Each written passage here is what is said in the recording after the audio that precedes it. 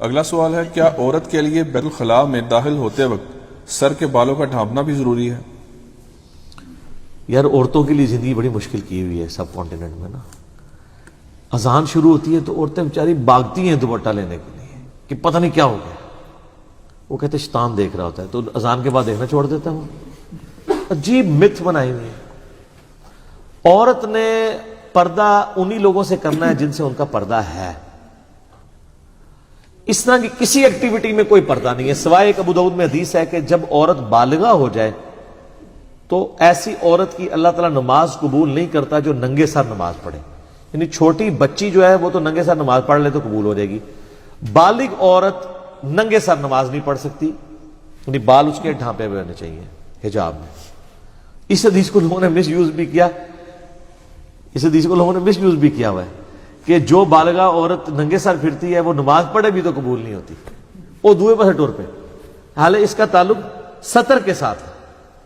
تو اس پہ ہم نے کلیریفیکیشن دی، وہ کلپ مارا میرا لاکھ سے بھی اوپر چلا گیا، 1.5 بلین ہو چکا ہے وہ. تو میں نے کلیریفائی کیا تھا. یہ بھی اسی طرح کی مت ہے. وہ کہتے ہیں واش روم میں جائے تو سر ڈھانپ کے جائے. اچھا جی چلی گئی، اب اس نے اگر غسل کرنا ہے تو کیا کرے؟ سر ڈھانپ کے کرے؟ ادھر اس کو کون دیکھ رہا ہے؟ اس طرح ضروری ہے کہ وہ اندر جانے سے پہلے دعا پڑھے، چاہے مرد ہے یا عورت. صحیح بخاری میں حدیث ہے، دعا پڑھیں گے اللہم انی اعوذ بک من الخبث والخبائث، اے اللہ میں شریر جنوں اور جنیوں سے تیری پناہ میں آتا ہوں. اور باہر نکل کے دعا پڑھے غفرانک، اے اللہ تو میری مغفرت فرما. ٹھیک ہے، ظاہر ایک تکلیف سے آپ گزرے ہیں نا. یہ واش روم کی تکلیف آپ کو یہ یاد دلاتی ہے کہ اگر آپ کا پیشاب بند ہو جائے یا آپ پیشاب نہ نکال سکیں تو کس تکلیف سے گزر رہے ہیں. تو یہ ایک چھوٹی سی دنیا کی تکلیف ہے، آخرت کی عذاب تو بہت بڑا ہے. تو اس لیے غفرانک ہم کہتے ہیں، اللہم اجرنی من النار، آمین. تو یہ باتیں بالکل غلط ہے. اسی طریقے سے مشہور ہے کہ اذان شروع ہو جائے تو آپ واش روم نہیں جا سکتے. جناب اذان سننا یا کسی ایک اذان کو سننا اور اس کا جواب دینا سنت ہے، باقی اذانوں کا تو ویسے ہی ضروری نہیں. اور پیشاب کرنا تو فرض ہے کیونکہ جان بچانا فرض ہے. اذان شروع ہے، آدھی ہے، ہوئی ہے، نہیں ہوئی ہے، سب سے پہلی پرائرٹی آپ کی پیشاب ہے. حتیٰ کہ صحیح مسلم میں حدیث ہے کہ اگر کسی کو سخت پیشاب آیا ہو تو اس کی نماز ہی نہیں ہوتی. تو وہ نماز اس کی ہوگی نہیں، وہ جماعت بھی چھوڑ دے گا، پہلے اس سے فارغ ہوگا. بلکہ صحیح مسلم میں یاد ہے کہ حدیث ہے کہ عبداللہ بن عمر بیٹھے تھے تو اقامت شروع ہوگی، ان کے سامنے کھانا لا کے رکھا تھا. تو انہوں نے کہا نبی اسلام تو ہمیں حکم دیا جب کھانا سامنے آ جائے پہلے کھانا کھانا ہے، نماز بعد میں پڑھنی ہے. لیکن یہ نہیں ہے کہ آپ کو پتہ ہے کہ جی جماعت 7:30 ہے تو آگے 7:05 تک کھانا تھی سامنے رکھ لو. یہ بھی نہیں ہونا چاہیے تھا. یہ حادثاتی طور پہ ہے. ورنہ اپنی لائف کو آپ نے باقی معاملات میں تو پلان کیا ہوتا ہے نا. تو یہاں پہ بھی آپ نے پلان کرنا ہے کہ جی آپ جو ہے وہ اپنے ٹائمنگ کو ایسا سیٹ کریں کہ آپ کی جماعت ضائع نہ ہو. اللہ کو پروٹوکول دیں، اپنے معاملات کو نمازوں کے اعتبار سے جو ہے وہ سیٹل کریں. تو وہ عورت جو ہے وہ بغیر دوپٹے کے بھی جا سکتی ہے، بغیر دوپٹے کے وضو بھی کر سکتی ہے، بغیر دوپٹے کے قرآن بھی پڑھ سکتی ہے، بغیر دوپٹے کے اذکار بھی کر سکتی ہے. دوپٹے کا تعلق سوائے نماز کے کسی اور چیز کے ساتھ نہیں ہے، الا یہ کہ پردے والا معاملہ ہو، کہ وہاں پہ کوئی یعنی ایسا نہ ہو جہاں سے آپ نے پردہ کرنا ہو. تو ان سے آپ نے پردہ، جو جنات آپ کو نظر ہی نہیں آ رہے ان سے آپ پردہ کریں نہ کریں برابر ہے. کیا کریں گے؟ ان سے پردہ وہی ہے جو آپ دعا مانگ لیتے ہیں اللہم انی اعوذ بک من الخبث والخبائث. پرانے زمانے میں اصل میں یہ ہوتا تھا کہ عورتیں ابھی بھی گاؤں ایریا میں باہر یعنی کھیتوں میں جا کے باہر جگہوں پہ ان کے ٹوائلٹس بنے ہوتے تھے. یعنی پیشاب کرنے کے لیے تو گھر میں ارینجمنٹ ہوتا تھا، لیکن جو ہے وہ پخانے کے لیے ٹوائلٹ جانا پڑتا تھا باہر. ظاہر اس کی اسمیل ہوتی ہے نا. پیشاب کا کیا ہے، وہ تو آپ نے پانی بہایا تو نکل گیا. اٹیچ بات اس زمانے میں بھی غسل خانے گھر میں ہوتے تھے نا، وہ غسل خانے ہوتے تھے صرف پیشاب تک کے لیے یا غسل کرنے کے لیے. لیکن اگر کسی نے بڑا پیشاب کرنا ہے تو وہ باہر جانا پڑتا تھا کیونکہ اسمیل ہوتی تھی، پھر وہ مٹی میں وہ سارا کچھ کرتے تھے. تو اس وقت پھر عورتیں ظاہر پردے میں گھر سے نکلتی تھی تو وہ ایسا تو نہیں کر سکتی تھی. آج کل تو اتنی آسانی ہے، اٹیچ باتھ روم ہے اور ان ایشوز سے، ان تکلیف سے گزرنا نہیں پڑتا لوگوں کو. پہلے ان تکلیفوں سے گزرنا پڑتا تھا. آج کل تو غسل کرنا بھی آسان ہے. واش روم والا معاملہ، پہلے تو واش روم جانا ہے ایک تکلیف دہ عمر ہوتا تھا. آپ امیجن کریں نا، اٹیچ باتھ آپ سے لے لیا جائے. اس چیز کا احساس ہمیں ہوا ہے جناب پشاور جا کے. پشاور اگر 10 مسجد ہیں نا تو کسی ایک میں بھی آپ کو بڑی مشکل سے ٹوائلٹ ملے گا.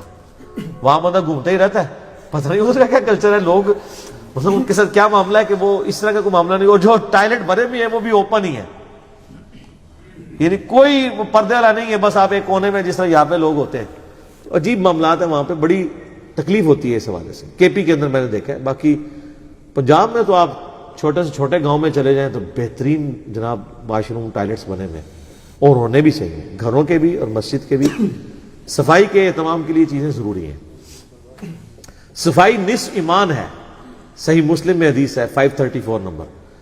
تو یہ فزیکلی نظر بھی آنی چاہیے, یہ صرف صحیح مسلم میں لکھی نہ رہ جائے, نظر آئے کہ صفائی نصف ایمان ہے.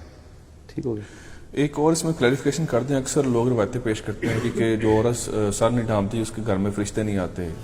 یہ کدھر لکھا ہے بھائی روایت؟ نہیں, وہ چل تو رہی ہے نا. ایک جب روایت چل رہی ہے تو چلی ہوئی تو ہمارا نہیں, ہم تو کتابوں کی بات کر رہے ہیں. چلنے کا تو اللہ کے فضل سے اتنا کچھ چل رہا ہے کہ وہ ختم نہیں ہوتا.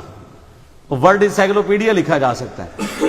اب کوئی چیز چل رہی ہو نا تو اس کو فوراً اس کی آپ بیٹری نکال سکتے ہیں, یہ کہہ کے کہ کتنے لکھے ہے, تو اسی ٹائم بیٹری نکلے گی. ویڈیو ریکارڈنگ میں آ جائے گی نا بارش. ہاں چلے, ویڈیو ریکارڈنگ میں تو بے شمار باتیں اور بھی آ جاتی ہیں. ٹھیک ہے.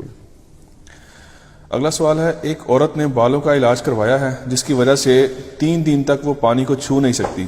ایسی صورتحال میں وہ عورت وضو اور غسل کی جگہ صرف تیمم کر سکتی ہے؟ سر 3 دن تو بہت تھوڑے ہیں, 30 سال تک بھی وہ کر سکتی ہے اگر اس کی بیماری بڑھنے کا اندیشہ ہو پانی کو چھونے سے, اور یہ اس کے تجربے میں چیز آئی ہو, یا کوئی پرہیزگار ڈاکٹر بتا دے. یہ نہیں ہے کہ ایک عام ڈاکٹر ہے وہ کہ تیمم شروع کر دیں آپ, وضو چھوڑ دیں.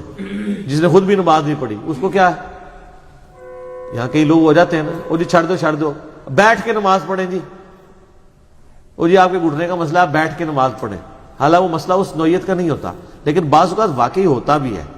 2-3 ڈاکٹر سے ایکسپرٹ اوپینین لے لیں, کیونکہ اگر آپ بیٹھ کے نہیں پڑھیں گے پھر وہ درد پروسیڈ کر کے ہمیشہ کے لیے ہو جاتی ہے. وہ ضرور کریں. لا یکلف اللہ نفسا الا وسعها, اللہ تعالیٰ کسی جان پہ ظلم نہیں کرتا, اللہ تعالیٰ کسی جان کے اوپر بوجھ نہیں ڈالتا, اتنا ہی سوائے اتنا ہی جتنا وہ برداشت کر سکتا ہے. تو یہ اس کے تحت آپ جب چاہیں جس وقت چاہیں شریعت کی پابندی کو اویل کر سکتے ہیں.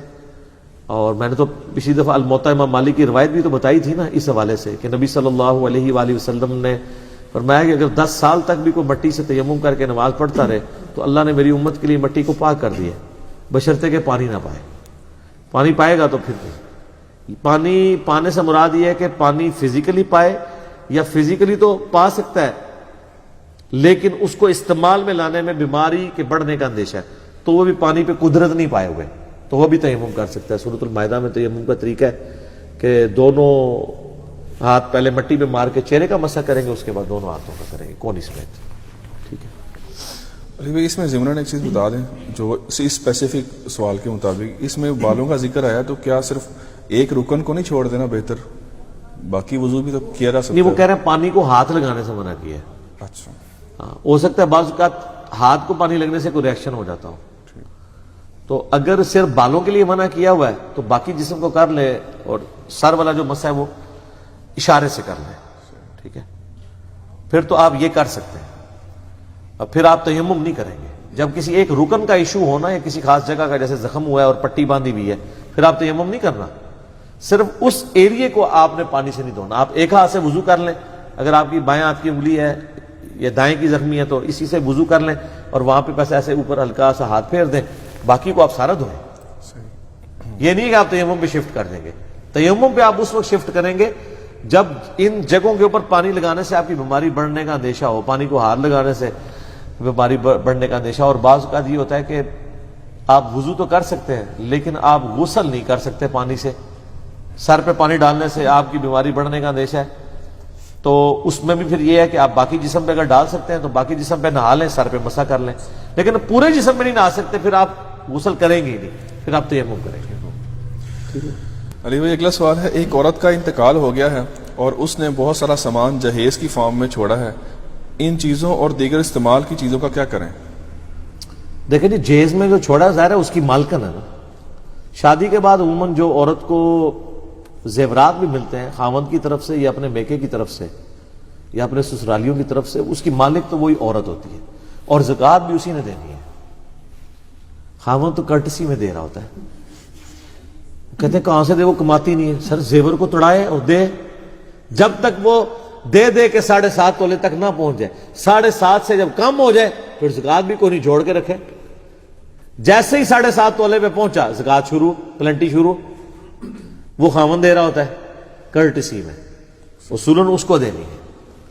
تو مالک وہ ہے. مرنے کے بعد اس کی وراثت تقسیم ہوگی، اور اگر اس کی اولاد نرینہ نہیں ہے تو اس مرنے والی عورت کے بہن بھائیوں کو بھی وراثت کا حصہ جائے گا، اور اگر اولاد نرینہ ہے پھر اولاد میں اور اس کے ماں باپ میں اور اس کے خامند میں تقسیم ہوگی. ماں باپ نہیں ہے تو پھر باقی اس طرف تقسیم ہوگی. جہیز کی مالک عورت مرنے کے بعد اس کی جائیداد اسی طریقے سے تقسیم ہوگی. اب بعض اوقات یہ ہے کہ اس کی چوڑیاں آ گئی ہیں، کوئی لپسٹک آ گئی ہے، کوئی چوڑی دان آ گیا ہے، کوئی ڈریسنگ ٹیبل آ گیا ہے. ظاہر ہے ان سب کی ورث لگوانی ہوگی، ان ساری چیزوں کو لیکوڈیٹ کرنا ہوگا. لوگ کہتے ہیں نہیں ایک مکان ہے جی ان کے کریے، بیچے. وہ کہتے ہیں بیچے بھی نہ اور ہمیں وراثت تقسیم کر دیں. کیسے کر کے دیں؟ قبریں ایک جتنے نہیں ہوتے، قبروں کی ورث ایک جتنی نہیں ہوتی، تو پھر کیا کریں؟ وراثت تقسیم ہونے کے لیے اس کا لیکویڈیٹ ہونا یعنی مال کی شکل میں آنا ضروری ہے. الا یہ کہ آپ میں سے کوئی غریب ہے تو باقی امیر بہن بھائی اس کے حق میں دستبردار ہو کے اس کو مقام دے دیں. لیکن وہ مشکل جاتی ہے ایسے بعض اوقات. 3 مرلے کے مکان میں 3 فیملیاں رہ رہی ہوتی ہیں. جب ایک کا کوئی مر جاتا ہے اور وہ وراثت تقسیم ہو تو تینوں بے گھر ہو جاتے ہیں، کیونکہ ان کو جو پیسے ملنے 1 مرلے کا مکان تو نہیں وہ خرید سکتے.